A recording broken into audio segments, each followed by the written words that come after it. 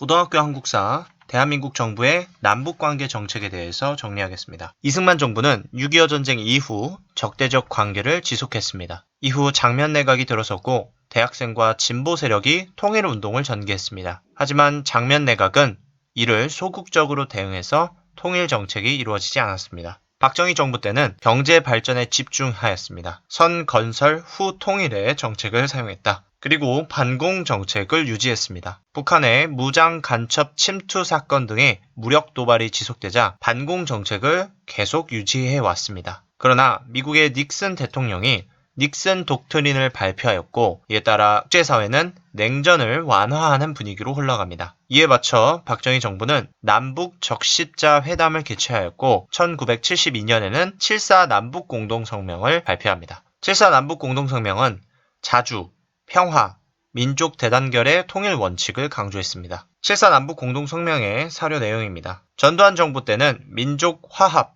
민주통일 방안을 제시했습니다. 이산가족 상봉을 진행했고 남북한 예술공연단의 교환 방문을 추진했습니다. 노태우 정부 때는 북방 정책을 추진해서 남북 고위급 회담을 개최하였고 남북 기본합의서를 채택했습니다. 남북 기본합의서란 남북 사이의 화해와 불가침 및 교류 협력에 관한 합의서입니다. 1991년 남한과 북한이 UN 동시 가입을 하였고 한반도 비핵화 공동선언을 했습니다. 남북 기본합의서의 사료 내용입니다. 김영삼 정부 때는 한민족 공동체 건설을 위한 3단계 통일 방안을 제시했습니다. 화해와 협력, 남북연합, 통일국가 완성 3단계입니다. 김대중 정부 때는 대북 화해 정책을 펼쳤습니다. 일명 햇볕 정책입니다. 하지만 북한의 무력 도발로 남북 관계가 악화됩니다. 1999년 제1차 연평해전이 그것입니다. 하지만 1년 뒤인 2000년에 제1차 남북정상회담이 열립니다. 그 결과 6.15 남북공동선언이 발표됩니다. 그 내용으로는 이산가족 방문, 경의선 철도 복구, 개성공단 건설 등이 있습니다. 6.15 남북공동선언의 사료 내용입니다. 살펴보시고요. 북한의 무력 도발이 이어집니다. 남북관계가 악화됩니다. 대표적으로 2002년 제2연평해전이 있습니다. 이후 노무현 정부 때는 2007년 제2차 남북정상회담이 열립니다. 그 결과 14 남북공동선언이 발표된다. 그 내용은 6.15 남북공동선언의 내용을 이행할 것입니다.